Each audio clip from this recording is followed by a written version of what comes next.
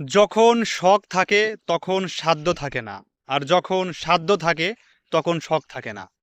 আসলে আমাদের মানব জীবনটা অনেক বড় বৈচিত্র্যময়। এ জীবনে কখনো কোনো হিসাব মিলবেই না। জীবনের অঙ্কটা অত্যন্ত কঠিন। আপনি দেখবেন একটা শিশু যখন তার মা বাবার আদর সোহাগে বড় হবার কথা, তার বন্ধু বান্ধবের সাথে পড়ালেখার কথা, সবার সাথে হাসবে খেলবে ঘুরবে, কিন্তু সেই বয়সী একটা ছোট্ট শিশু পরিবারের জন্য হাল ধরেছে এবং সংসার চালাচ্ছে।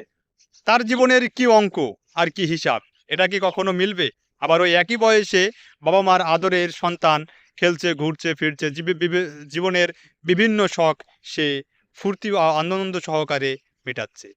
আসলে আমাদের এই মানব জীবনটা এতটাই বিচিত্রময় যে আমরা সময়ের সাথে তাল মিলিয়ে চলতে গিয়ে জীবনের যে কিছু আশা আকাঙ্ক্ষা, জীবন চলার যে মাত্রাটা, সেটা আমরা ভুলে যাই। একটা বিষয় লক্ষ্য করলে দেখবেন, জীবনে টাকা ইনকাম করতে করতে জীবনের শখগুলো আমরা হারিয়ে ফেলি। তার একটাই মূল কারণ, সেটা হচ্ছে ভবিষ্যৎ নিয়ে আমাদের চিন্তা ভাবনা সব থেকে বেশি। আর এই ভবিষ্যতের চিন্তাতেই আমাদের জীবনটা, আমাদের শখগুলো, আমাদের মানে যে আনন্দ, সুন্দর সুন্দর মুহূর্তগুলো আমরা হারিয়ে ফেলি। টাকা পয়সা ছাড়া কিন্তু ঘোরা, বেড়ানো এগুলো কখনোই সম্ভব নয়। টাকা পয়সা ছাড়াও জীবনের শখগুলো পূরণ করা সম্ভব নয়। এই টাকা পয়সা ইনকাম করার পাশাপাশিও কিন্তু আমাদের জীবনের একটা গুরুত্বপূর্ণ অধ্যায় হচ্ছে, সেটা হচ্ছে নিজের শখগুলোকে, আনন্দগুলোকে, ইচ্ছাগুলোকে প্রাধান্য দেওয়া। কিন্তু আমরা এমনটাই ব্যস্ত হয়ে যাই যে টাকা ইনকাম করতে করতে নিজের ইচ্ছার শখগুলোকে আমরা হারিয়ে ফেলি। আসলে প্রত্যেকটি সময়ের সাথে প্রতিটি শখ আর ইচ্ছা যদি নির্দিষ্ট সময়ে যদি পরিপূর্ণতা না পায়, তাহলে সময় পার হয়ে গেলে সে শখগুলো আর ইচ্ছাগুলো কখনো পূরণ করা যায় না। যখন অধিক টাকা পয়সার মালিক হওয়া যাবে, হয়ে যাব, তখন কিন্তু আর সেই শৈশবের, কিশোরের, যৌবনকালের শখগুলো কিন্তু তখন আর পাবো না, বা চাইলেও সেগুলো পূরণ করতে পারবো না। কারণ প্রত্যেকটি জিনিসের একটা মেয়াদ আর একটা সময় আছে।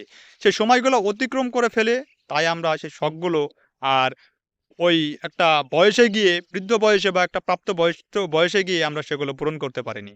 আসলে মূল কথা হচ্ছে, শখ এমন একটা জিনিস, প্রকৃতির সাথে সাথে আমরা যান্ত্রিক হয়ে গিয়েছি, যেটা প্রকৃতির সাথে আমরা কখনোই মিলিয়ে চলতে পারছি না।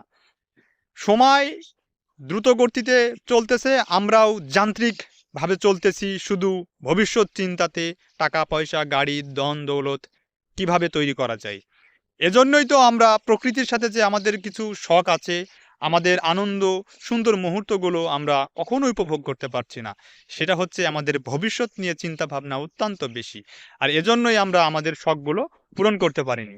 কারণ যেটা আমি বলছি সেটা হচ্ছে যে যখন শখ থাকে তখন সাধ্য থাকে না, আর যখন সাধ্য থাকে তখন শখ থাকে না। দুটো জিনিস আসলে কি অবাক করার মতো বিষয়। এটাই হচ্ছে বাস্তব কথা।